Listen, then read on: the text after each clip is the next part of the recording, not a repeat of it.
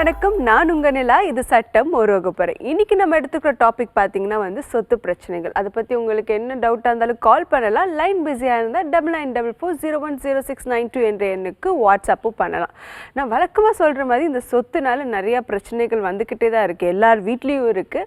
அந்த பிரச்சனைகளை எப்படி தெளிவாக சட்டப்பூர்வமாக ஹேண்டில் பண்ணலாங்கிறத நம்மளுக்கு அழகாக எடுத்து சொல்கிறதுக்காக 2 வழக்கறிஞர்கள் வந்திருக்காங்க. First we have this Kasi sir. வணக்கம் சார். வணக்கம். He has more than 20 years of experience in handling civil, criminal and matrimonial cases in both Madras High Court as well as in lower court. We welcome you to the show, sir. Next நம்ம கூட இருக்கிறது Purnima ma'am. வணக்கம் ma'am. She has more than 25 years of experience in handling civil, criminal and matrimonial cases in both Madras High Court as well as in lower court. We welcome you to the show, ma'am. Kasi sir, இப்போ ஒரு கேஸ்ன்னு வந்ததுன்னா எப்படி வந்துட்டு இது ஒரு civil case, இது ஒரு criminal case அப்படி நம்ம கிளாஸிஃபை பண்ணுறோம் சார்? கண்டிப்பாக நீங்கள் கேட்குற கொஸ்டின் தான் முக்கியமான கொஸ்டின். இந்த கொஸ்டினுக்கு ஆன்சர் பண்ணும்போது பார்த்தீங்கன்னா சிவில் டிஸ்பியூட், அதாவது சிவில் இன் நேச்சர், உரிமையில் சம்மந்தப்பட்ட உரிமையில் தன்மை உள்ள வழக்குகள் உரிமையில் கோர்ட்டில் தான் நம்ம போய் முறையீடு செய்ய முடியும். அந்த முறையீடு உரிமையில் நடைமுறை சட்டம் 1908 அப்படிங்கிற அந்த நடைமுறை சட்டம் மூலம் அதில் ஒரு பிரிவுகள், வகுமுறைகள், அதோடைய ஆணைகள் எல்லாமே அதில் கொடுத்துருக்காங்க. அதை நம்ம ஃபாலோ பண்ணிவிட்டு அந்த வழக்கு எந்த தன்மையில் இருக்குன்னு கன்சிடர் பண்ணிவிட்டு அதுக்கு தகுந்தமான செயல்முறை சட்டங்களோட, அதாவது மேண்டட்ரி லாஸ்ன்னு சொல்லுவோம். அதாவது இப்போ சொத்து உரிமை மாற்ற பிரச்சனை அப்படின்னு ஒரு பிரச்சனை இருக்குதுன்னு வச்சுக்கோங்க. அப்போ அதில் ட்ரான்ஸ்ஃபர் ஆஃப் ப்ராப்பர்ட்டி ஆக்ட்னு ஒன்று இருக்குது. அந்த ஆக்டுக்குள்ளே அந்த சட்டம், சொத்து உரிமை மாற்ற சட்டம் எப்படி மாறுபடுது அப்படிங்கிற ப்ராப்ளம் இருக்கும்போது அதை பேஸ் பண்ணி அதோடைய ஃபேக்ட் அண்ட் சர்க்கம்ஸ்டன்ஸ் ஃபாலோ பண்ணிட்டு தான் நம்ம வழக்கு தாக்கல் செய்வோம். அது உரிமையில் சம்மந்தப்பட்ட வழக்கு. இப்போ கிரிமினல் வழக்கை பொறுத்தவரையும் பார்த்தீங்கன்னா எஃப்ஐஆர் தான் ஃபஸ்ட்டு. ஏன்னா அது காவல்துறையோடைய பாதுகாப்பில் போயிருக்கு. அவங்க தான் அந்த இன்வெஸ்டிகேஷன்லாம் எடுத்துகிட்டு வந்துட்டு கடைசியாக ஃபைனல் ரிப்போர்ட் கொடுப்பாங்க. அந்த ஃபைனல் ரிப்போர்ட் காக்னிஷன் எடுத்தால் மட்டும்தான் கேஸ் கிரிமினல் தன்மை உள்ள வழக்கம் மாறும். அதுக்கப்புறம் தான் அடுத்த ப்ரொசீஜர் நடக்கும். ஆக்சுவலி இதை பற்றி இன்னும் நம்ம தெளிவாக பேசணும். நமக்கு ஒரு காலர் இணைஞ்சிருக்காங்க, பேசிடலாம். முதல்ல ஹலோ. வணக்கம் சார், சொல்லுங்க சார். உங்க பேர் எங்க இருந்து கால் பண்ணிருக்கீங்க? நான் திரும்பி பேசுறேங்க. சொல்லுங்க சார். 2010 பார்ட்டி சூட்டி போட்டேன் சார். Okay sir. பார்ட்டி சூட்டி 6 பேருக்கு பங்கு. Okay sir. 6 பேருக்கு பங்குல கேஸ் போட்டேன். கேஸ் ஜெயிச்சிருச்சு சார் எங்க 2018. Okay sir. 6ல ஒரு பங்குன்னு ஜெயிச்சிருச்சு. ஓகே. அவங்க அளந்து கொடுக்க சொல்லி கோர்ட்ல தீர்ப்பு கொடுத்துட்டாங்க. Okay sir. அதுல இருந்து அவங்க அளந்தே கொடுக்கல சார் எங்களுக்கு. இதுக்கப்புறம் ஏதாச்சும் ஸ்டெப்ஸ் எடுத்தீங்களா சார்? கோர்ட்ல இருந்து ஆர்டர் வாங்கினதுக்கு அப்புறம் ஏதாச்சும் ஸ்டெப்ஸ் எடுத்தீங்களா நீங்க? அது கேஸ்ல இருக்கும்போதே ஒரு சொத்து வித்துட்டாங்க அவங்க. ஓகே. வித்துட்டு ஒரு பாடு நாங்க அது இப்போ மறுபடியும் ஷே வாங்கி போட்டு ஒரு பாடு அந்த 6ல ஒரு பங்கு கொடுத்துட்டாங்க எங்களுக்கு. அதான் உங்களுக்கு ஆர்டர்ல ஒரு பங்கு கொடுத்துட்டாங்கல்ல, அதுக்கப்புறம் அந்த ப்ராப்பர்ட்டியை நம்ம வாங்குறதுக்கு ஏதாச்சும் நீங்க ஸ்டெப்ஸ் எடுத்தீங்களான்னு கேக்குறேன். அப்புறம் 2வது சொத்து இருக்கு. அந்த இன்னும் சொத்து 12 சென்ட் இருக்கு. அந்த 12 சென்ட் அளந்து கொடுக்க சொல்லி தீர்ப்பு வந்தது. ஓகே. 2018.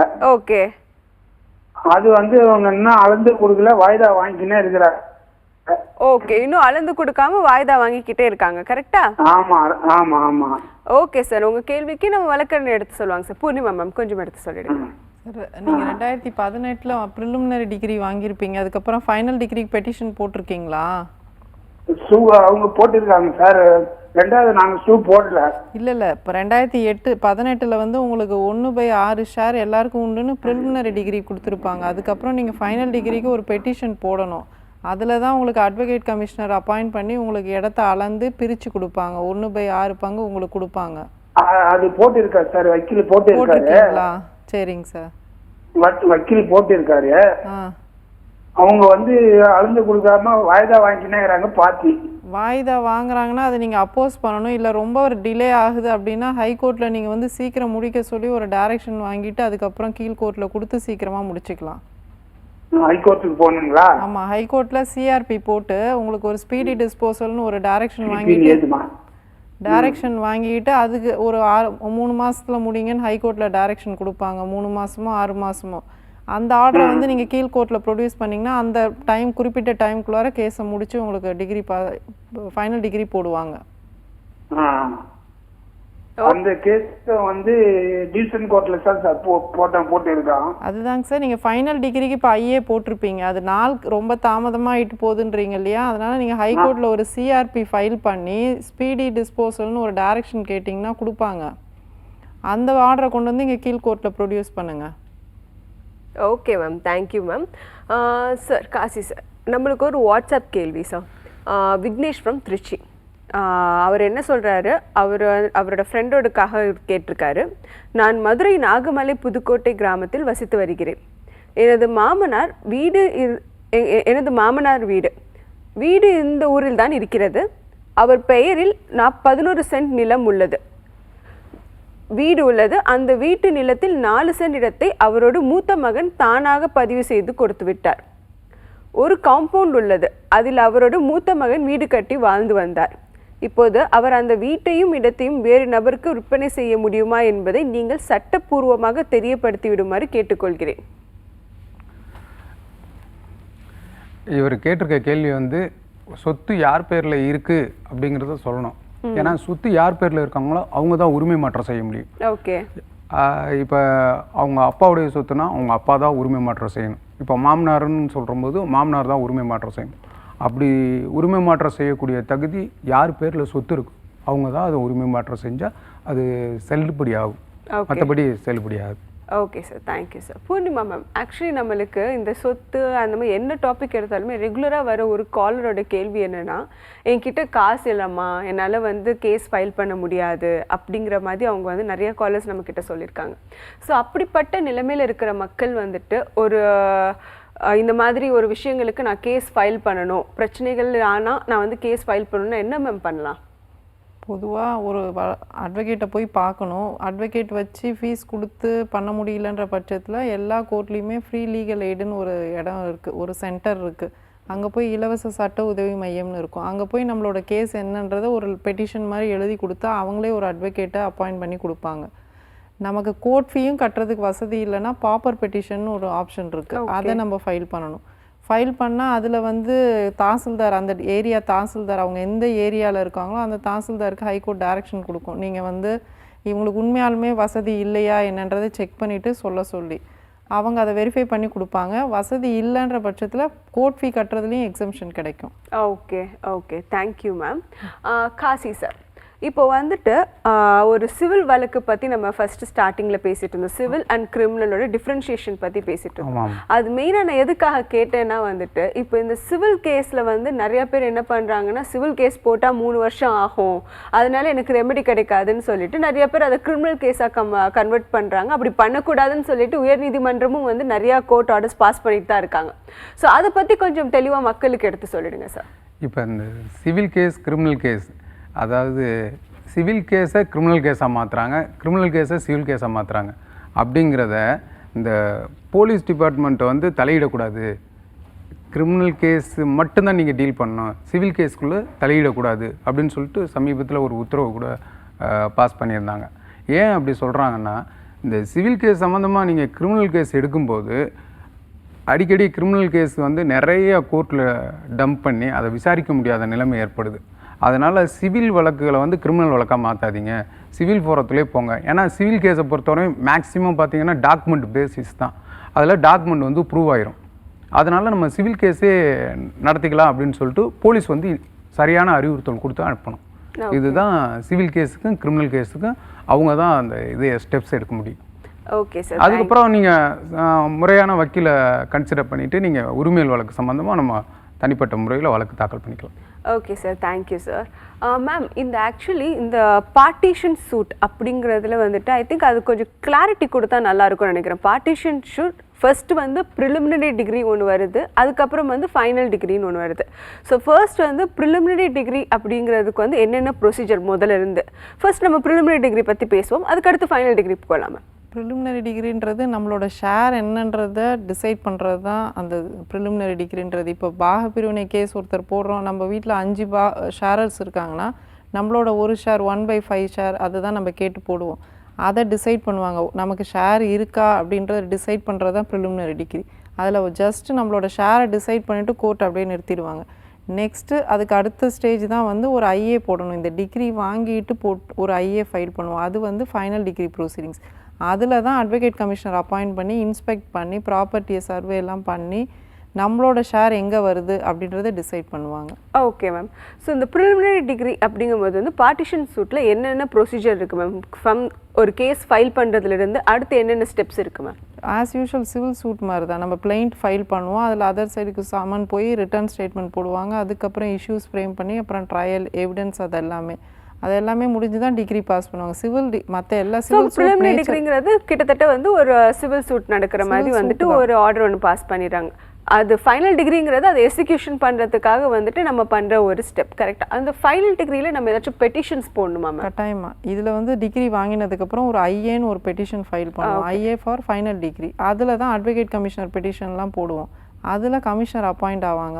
அவங்க கன்சர்ன் அட்வொகேட் கமிஷனருக்கு ஒரு ரெமுனரேஷன் ஃபிக்ஸ் பண்ணுவாங்க. இவ்வளோ அமௌண்ட் பே பண்ண சொல்லி. ஒரு அட்வொகேட் தான் அவர். அவங்களுக்கு நம்ம அந்த அமௌண்ட் கொடுத்தோம்னா அவங்க அந்த ப்ராப்பர்ட்டி வந்து இன்ஸ்பெக்ட் பண்ணுவாங்க. என்னன்றதை ஒரு ரிப்போர்ட் ரெடி பண்ணுவாங்க. பேஸ்ட் ஆன் த ரிப்போர்ட் வந்து அடுத்த டிகிரி ஃபைனல் டிகிரி பாஸ் பண்ணுவாங்க கோர்ட். Okay ma'am. இந்த அட்வொகேட் கமிஷனர் அப்படின்னு சொன்னீங்க. ஆக்சுவலி நிறைய கேசஸில் இந்த அட்வொகேட் கமிஷனர் போடுறாங்க. பட் நம்மளுக்கு இந்த ஃப்ரீ லீகல் எய்டாக போகும்போது இந்த அட்வொகேட் கமிஷனர் அது யூஸ் ஆகுமா மேம்? இந்த ஃப்ரீ லீகல் எய்டுக்கு போகும்போது நம்ம அட்வொகேட் கமிஷனருக்கு பே பண்ண வேண்டியிருக்குமா? இல்லை, அதுவுமே தான் நமக்கு முடிஞ்சால் தான். அங்கே பே பண்ண முடியலன்றதுன பட்சத்தில் தான் அந்த ஃப்ரீ லீகல் எய்டு எக்ஸம்ஷன் அது எல்லாமே வருது. அதுவுமே நம்மளால முடியலன்னா நம்ம சொல்லிடலாம். நம்ம சொல்லி இது பண்ணிக்கலாம். கரெக்டா?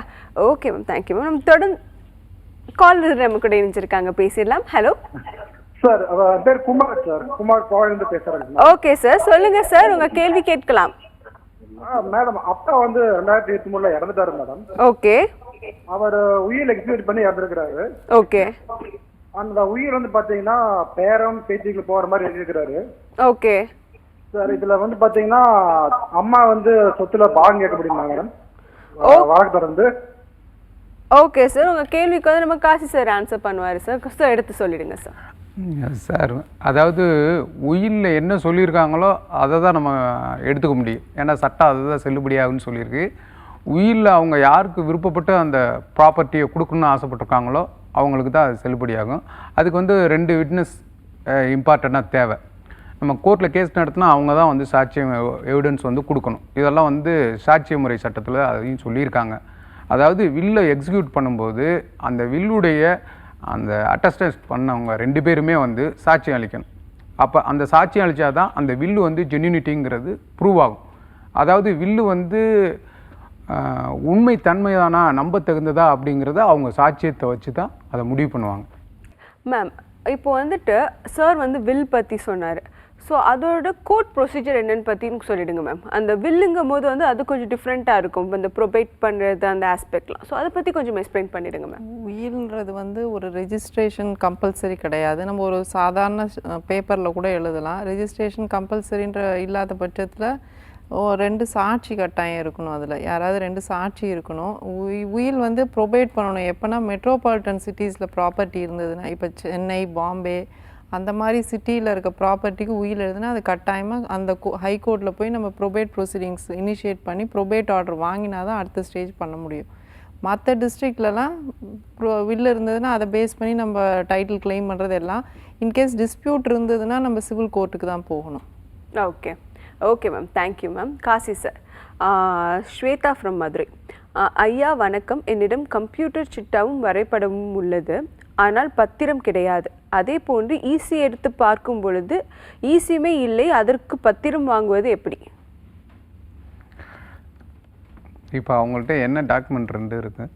என்னிடம் கம்ப்யூட்டர் சிட்டாவும் வரைபடமும் உள்ளது, ஆனால் பத்திரம் கிடையாது. இல்லை, அதில் தெளிவாக ப்ராப்பர்ட்டி யார் பேரில் இருக்குங்கிறது தெளிவாக இருக்கும்ல. அவங்க வந்துட்டு இவ்வளோதான் நம்மளுக்கு இன்ஃபர்மேஷன்ஸ் கொடுத்துருக்காங்க.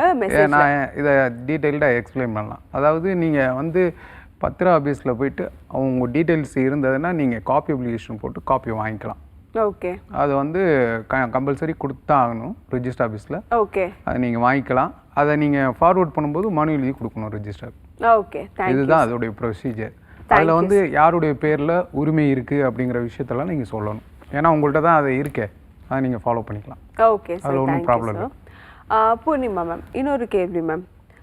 நாகராஜ் ஃப்ரம் விருதுநகர். யூடிஆர் முன் உள்ள அனைத்து ஆவணங்களையும் பெறுவது எப்படி, எந்த அளவுக்கு இருக்கும் மனு எழுத வேண்டும்? மனு எழுதணும். ஆமாம், யூடிஆர் உள்ள தவறுகளை திருத்தம் செய்ய எந்த அதிகாரிக்கு மனு வழங்க வேண்டும்? மாதிரி விண்ணப்பம் தருக. யூடிஆரில் எந்த சேஞ்சஸ் வேணுனாலும் நம்ம ஆர்டிஓ ஆஃபீஸில் தான் கொடுக்கணும். எல்லா ரெக்கார்ட்ஸுமே கன்சர்ன் விஏஓ ஆஃபீஸில் இருக்கும். அப்படி இல்லைன்னா இங்கே சென்னையில் சேப்பாக்கில் சர்வே அண்ட் செட்டில்மெண்ட்னு ஒரு ஆஃபீஸ் இருக்குது. அங்கே எல்லா ரெக்கார்ட்ஸும் அவங்க மெயின்டைன் பண்ணுவாங்க. ஸோ நீங்கள் உங்கள் கன்சர்ன் வில்லேஜில் ஏரியாவில் கிடைக்காத பட்சத்தில் சென்னையில் வந்து இவங்கக்கிட்ட அப்ளை பண்ணி நீங்கள் காப்பி வாங்கிக்கலாம். ஓகே. நீங்கள் யூடிஆருக்கு அப்புறம் உள்ள சேஞ்சஸ் நிறைய இடத்துல சேஞ்சஸ் தப்பாக பண்ணியிருக்கிறதுனால நீங்கள் கன்சர்ன் அஃபீஷியல் யாருன்னா ஆர்டிஓட்ட தான் நம்ம மனு கொடுக்கணும். ஓகே, இன்னொரு கேள்வியும் இருக்கு மேம். மயில் வாகனம் ஃப்ரம் நாமக்கல். வணக்கம், எனது தந்தை இறந்து 30 ஆண்டுகள் ஆகிறது. அவர் இருக்கும் பொழுது 2 ஏக்கர் நிலம் சொந்தமாக வைத்திருந்தார். எந்த உயிலும் எழுதி வைக்காமல் திடீரென இறந்து விட்டார். அப்போது அவருக்கு 2 லட்சம் ரூபாய் கடன் இருந்தது. அப்போதைய நிலத்தின் மதிப்பு 1 லட்சம் ரூபாய். எனக்கு ஒரு அக்கா இருக்கிறார். அவர் தந்தை இறந்தவுடன் சொத்து எனக்கு வேண்டாம், கடனை நீ கட்டிக்கொள் என்று சொல்லிவிட்டு விலகி சென்று விட்டார். என்னிடம் கடனை கற்றதற்கான ரசீதுகளும் பத்திரங்களும் உள்ளது. இப்பொழுது சொத்தின் மதிப்பு உயர்ந்துள்ளதால் தனக்கு சரி பாதி பங்கு வேண்டும். ஆனால் இப்பொழுது சொத்தில் தனக்கு பங்கு வேண்டும் என வழக்கு தொடுத்துள்ளார். இவ்வழக்கின் முடிவு என்னவாக இருக்கும்? பாகம் அவங்களுக்கும் உண்டு தான். ஏன்னா அப்பா வந்து அவரோட சுய சம்பாத்தியமாக இருந்ததுன்னா அது வந்து அவர் 2 பேருக்கும் பிரித்து எழுதலை எப்படின்ற எதுவுமே பண்ணலை அப்படின்னா 2 பிள்ளைங்களுக்கும் ஈக்குவல் ஷேர் வரும். கடன் இருக்கும்போது இவர் மட்டும் அடைச்சிருந்தாருன்னா 2 பேருமே அடைச்சிருந்துருக்கணும். அவங்க பண்ணாத போது அவர் எழுதி வாங்கியிருக்கணும். அட்லீஸ்ட் அவர் ரிலீஸ் டீட் ஏதாவது அவங்ககிட்ட வாங்கியிருக்கணும். வாங்கலை, இப்போ விட்டுட்டாரு. இருந்தாலும் இன்றைக்கி சட்டப்படி அவங்க சிஸ்டர்ஸ்க்கு ஷேர் உண்டு. Okay sir, thank you ma'am.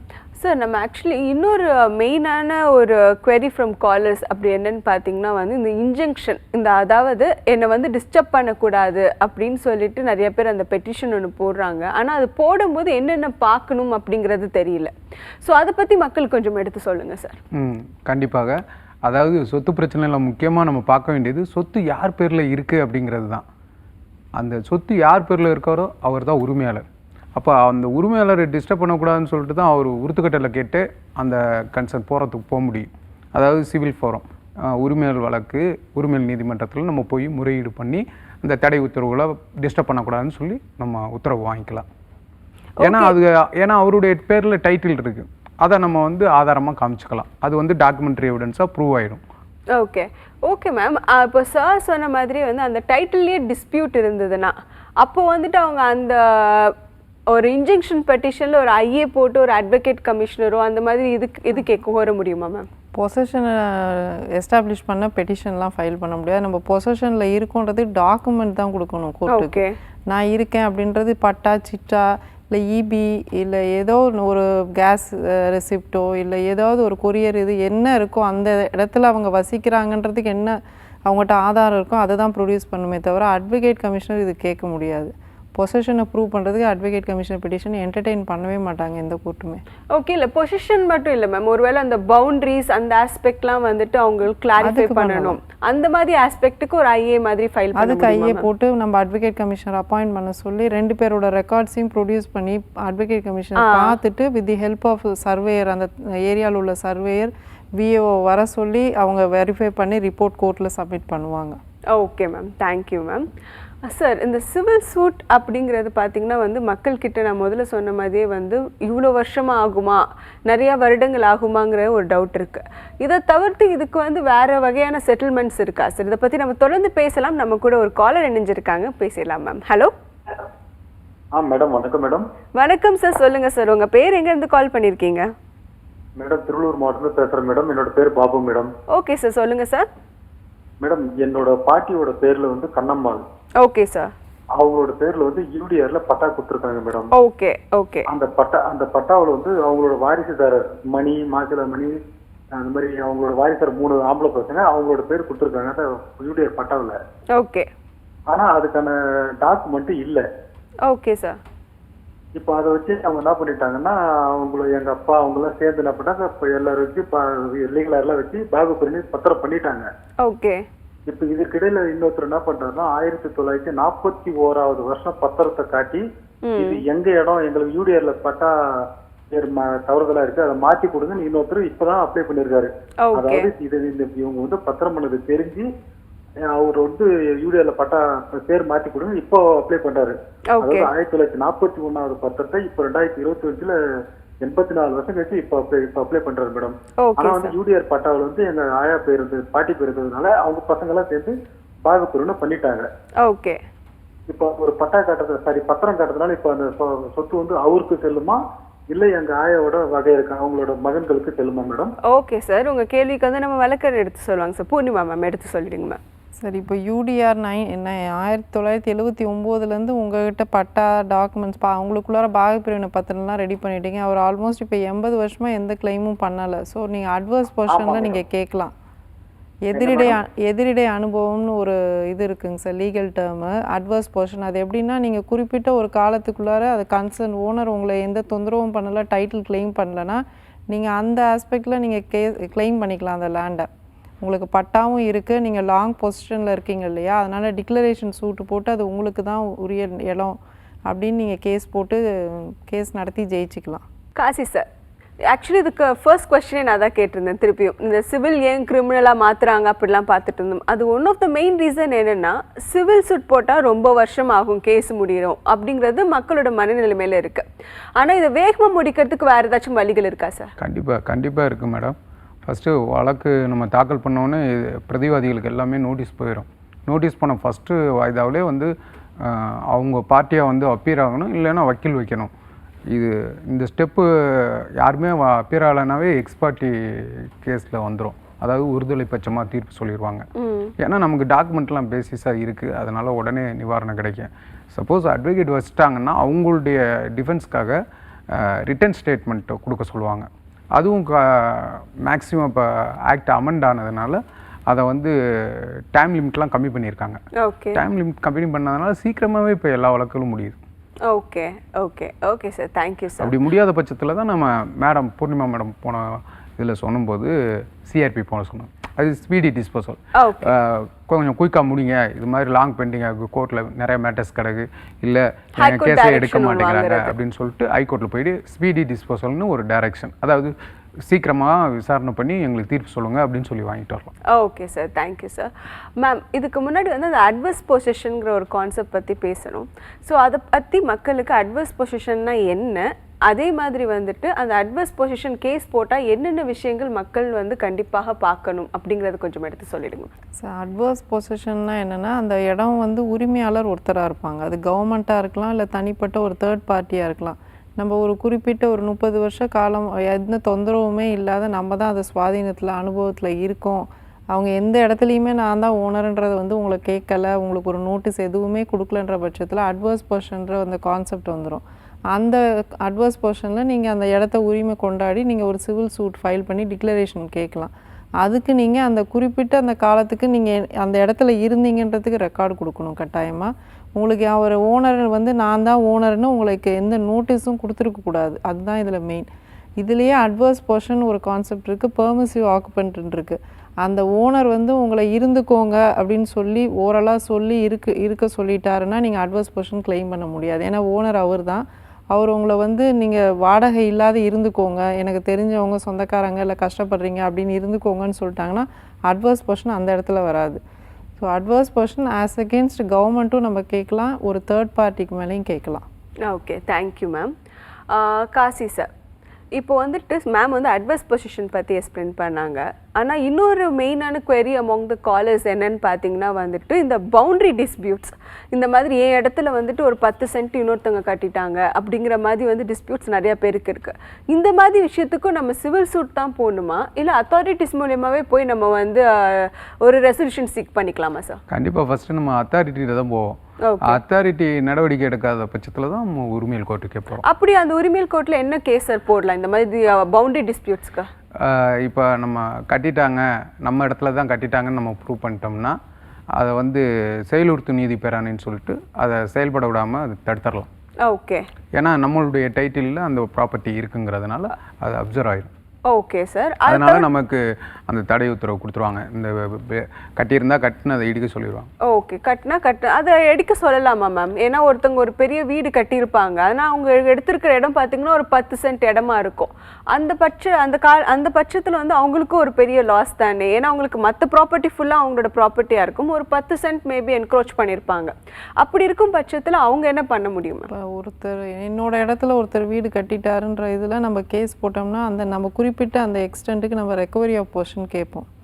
So recovery of portion order ஆகி டிகிரி ஆனால் தான் நம்ம வந்து அந்த இடத்த எடுக்க முடியும்.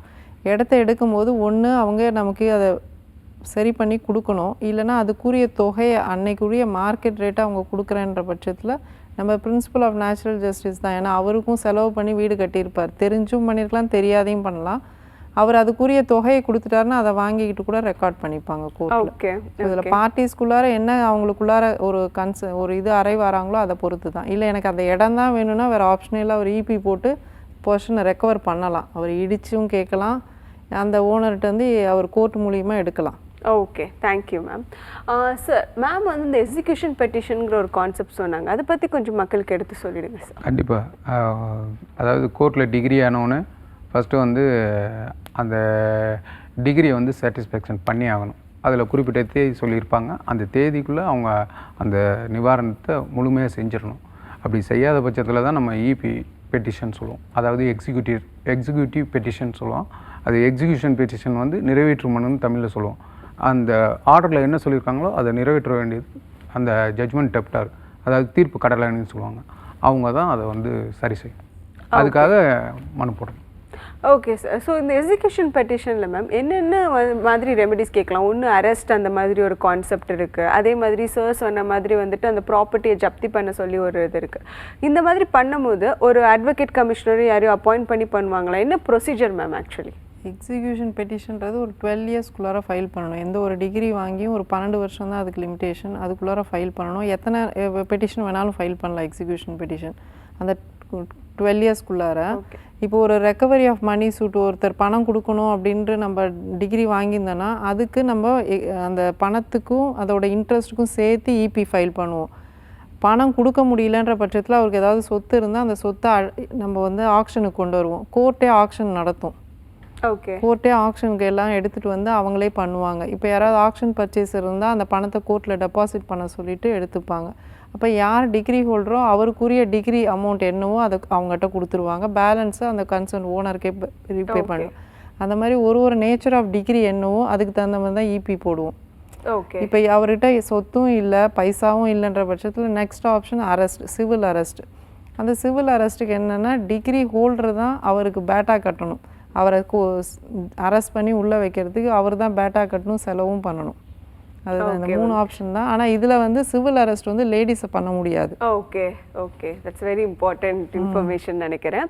நம்ம கூட காலர் இணைஞ்சிருக்காங்க, பேசிடலாம் மேம். ஹலோ ஹலோம்மா, சொல்லுங்கம்மா, உங்கள் பேர் எங்கேருந்து கால் பண்ணுறீங்க? நான் லலிதா மேடம். நான் ஃபஸ்ட்டு உங்கள்கிட்ட வந்து ஃபோன் பண்ணி பேசியிருக்கேன். சொல்லுங்கம்மா.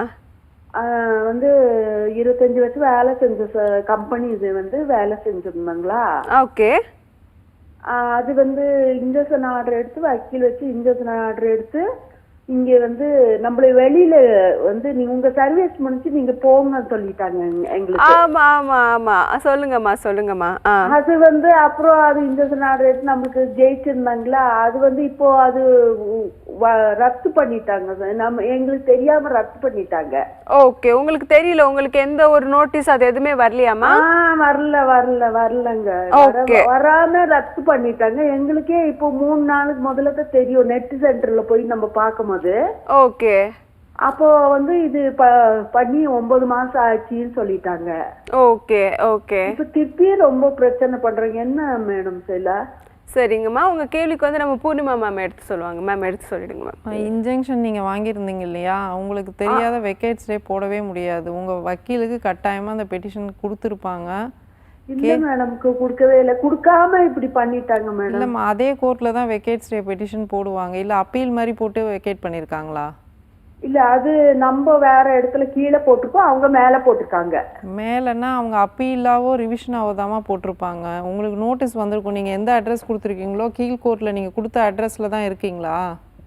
ஆமாங்க மேடம், அங்கேயே தான் இருக்கோம். அதே இடத்துல இருந்தீங்கன்னா நோட்டீஸ் கொடுத்துருப்பாங்க. அப்படி உங்களுக்கு வராத அவங்க ஆர்டர் வாங்கியிருந்தாங்கன்னா அந்த ஆர்டரை ரீகால் பண்ண சொல்லி அவங்க எந்த கோர்ட்டில் ஆர்டர் வாங்கியிருக்காங்களோ அந்த கோர்ட்டில் ரீகால் பெட்டிஷன் போடுங்க. ஒரு வக்கீலை அப்பாயிண்ட் பண்ணி நீங்கள் ரீகால் பெட்டிஷன் போடுங்க. கட்டாயம் உங்களை கேட்டு திருப்பி கேஸ் ஆர்டர் போடுவாங்க. சரி மேடம், சரி, thanks madam. Okay ma'am, thank you so much ma'am. Kasi sir, இப்போ மேம் சொன்ன மாதிரி ரீகால் பெட்டிஷன்னா என்ன, அதுக்குரிய ப்ரொசீஜர் என்ன சார்? இப்போ மேடமே அதை தெளிவாக சொல்லிட்டாங்க. அதாவது அவங்களுடைய பிரச்சனை என்னென்னா பார்த்தீங்கன்னாவே அவங்கள கேட்காமே உத்தரவு போட்டாங்க அப்படிங்கிறது தான்.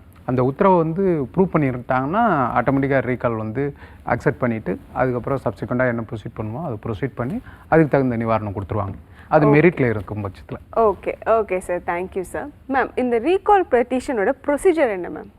ரீகால் எப்போ வரும்னா, நம்மளை கேட்காத ஒரு டிகிரி எக்ஸ்பர்ட்டியாக பாஸ் பண்ணிட்டாங்கன்னா அப்போ வந்து நான் ரீகால் பெட்டிஷன் நம்ம ஃபைல் பண்ணலாம். அப்போன்னா என்னையும் அந்த பெட்டிஷனில் என்னோடய தரப்பையும் கேட்டுட்டு நீங்கள் ஆர்டர் போடுங்க, நீங்கள் ஏற்கனவே போட்ட ஆர்டரை ரீகால் பண்ணுங்கன்னு நம்ம கோர்ட்டை கேட்குறோம். கோர்ட் வந்து நம்ம என்ன பர்பஸ்க்கு ரீகால் பண்ணுறோன்னு ரீசன் சொல்லியிருப்போம். ஸோ எனக்கு நோட்டீஸ் வரல, இல்லை எங்கள் அட்வொகேட் அன்றைக்கி வரல, அதனால் எங்களை கேட்காதே போட்டுட்டீங்க அப்படின்ற பட்சத்தில் ரீகால் கோர்ட்டு சாட்டிஸ்ஃபை ஆனிச்சுன்னா நம்ம சொல்கிற ரீசனுக்கு ரீகால் பண்ணிவிடுவாங்க. ரீகால் பண்ணிவிட்டு திரும்பி ஃப்ரெஷ்ஷாக அந்த பெட்டிஷனை 2 வக்கீலையும் கேட்டுட்டு ஆர்டர்ஸ் பாஸ் பண்ணுவாங்க. இதுதான். ஓகே மேம், ஆக்சுவலி இந்த கோர்ட்டை பொறுத்த வரைக்கும் இந்த செட் அசைடுங்கும் போது வந்துட்டு ஒரு ப்ரொசீஜர்ஸ் இருக்கும். இந்த ரீசனுக்காக நாங்கள் செட் அசைட் பண்ணுவோம், இந்த ரீசனுக்குலாம் செட் அசைட் பண்ண முடியாதுன்ட்டு. அப்படின்னு என்னென்ன ரீசன்ஸ் மேம் இருக்கு? செட் அசைட் வந்து ஒரு என்ன சொல்கிறது, ஹைகோர்ட்டும் சரி சுப்ரீம் கோர்ட்டும் சரி நிறைய ஜட்ஜ்மெண்ட் சொல்லியிருக்காங்க. கோர்ட்டை வந்து சாட்டிஸ்ஃபை பண்ணுற மாதிரி ரீசன் கொடுக்கணும். நான் கோர்ட்டுக்கு வராததுக்கு இதுதான் காரணன்றதுக்கு ப்ரூஃபோடு இருக்கணும். நம்ம டாக்குமெண்ட்ரி ப்ரூஃப் இல்லைன்னா எவிடன்ஸ் யாராவது விட்னஸ் சாட்சியை வச்சு ப்ரூவ் பண்ணிவிட்டு சில 30 நாள் தான் time set aside petition file பண்ண. 30 நாளைக்கு மேலே போச்சுன்னா டிலேயோடு போடுவோம். அந்த டிலேவும் ஒரு குறிப்பிட்ட காலத்துக்குள்ளார தான் கோர்ட் வந்து கண்டோன் பண்ணும். அந்த ரீசன் கரெக்டாக இருக்கணும். ஓகே. பொதுவாகவே வக்கீல் எல்லாமே ஜாண்டிஸ்ன்னு தான் போடுவாங்க கீழ்கோர்ட்லலாம். இப்போ அதை யாரும் ஏற்றுக்கிறது இல்லை. நம்ம என்ன காரணன்றதை தெளிவாக சொன்னோம்னா கட்டாயமாக கோர்ட் வந்து கண்டோன் பண்ணி நமக்கு ஒரு ஆப்பர்ச்சுனிட்டி கொடுப்பாங்க.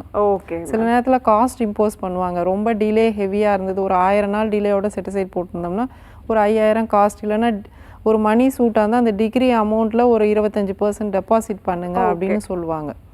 ஸோ ஒரு கேஸ் நேச்சரை பொறுத்து அவங்க ஆர்டர் போடுவாங்க. ஆனால் ரீசனை நம்ம தெளிவாக சொல்லணும். நம்ம என்கேஜ் பண்ணுற அட்வொகேட்டை நம்ம உண்மையை கரெக்டாக சொல்லி நம்ம பெட்டிஷன் போட்டு அதுக்குரிய டாக்குமெண்ட்ஸையும் நம்ம மார்க் பண்ணணும். அப்படின்னா தான் நமக்கு செட் அசைடும் ஆர்டர் ஆகும். இன்கேஸ் டிலே இருந்தாலும் டிலேவும் கண்டோன் ஆகும். Okay ma'am, thank you ma'am. உங்க கூட காலர் இணைஞ்சிருக்காங்க, பேசிடலாம். ஹலோ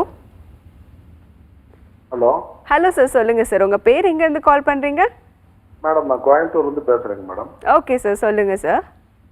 மேடம், என் பேர் கார்த்திகேயங்க.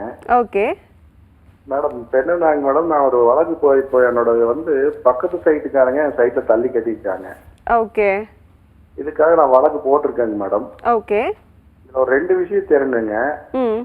நான் வழக்கு போட்டு 1 வருஷம் 2 மாதம் ஆகுதுங்க மேடம். Okay sir. இதான் பெட்டிஷன் போட்டிருக்கேன், இன்னும் வந்து இடம் அளந்து தரலைங்க அவங்க. ஓகே, இன்னும் இடம் அளந்து தரல? தரல. எவ்வளோ இருக்குன்னு அளந்து தரல இன்னும்.